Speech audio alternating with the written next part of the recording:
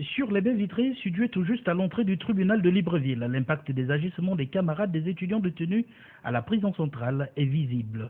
À l'intérieur de la salle des audiences correctionnelles, le constat est désolant. Les bancs des accusés et ceux du public ont été saccagés. Une attitude qui suscite bien des interrogations de la part du parquet de Libreville.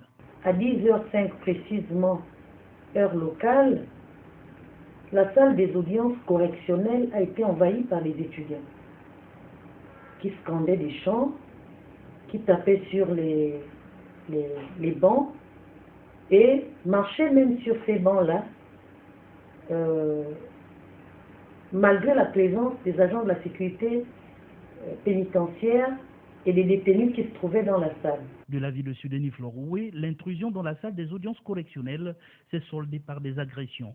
Un agent de la sécurité pénitentiaire s'est vu fracturer le bras alors qu'il tentait de repousser un étudiant qui s'en prenait au juge d'instruction.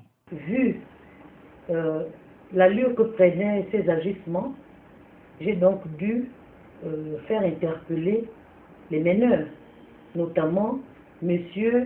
Ondon Obam Nicolas, étudiant en Master 2 au département d'anglais, et M.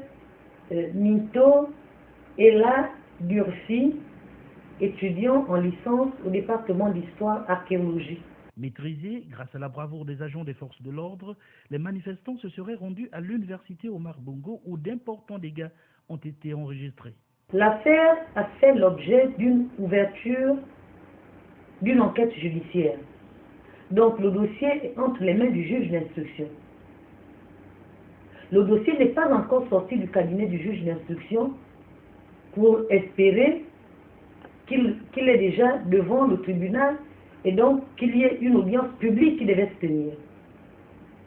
La dernière fois que le dossier, que l'inculpé Olo Firmin avait été appelé pour être entendu devant le juge d'instruction, les étudiants sont venus se comporter de la même manière, voulant même détruire les véhicules des magistrats. Ce qui est sûr, a souligné Sidonie Floroué, le procureur de la République, les auteurs des actes blâmables répondront de leurs actes devant la loi.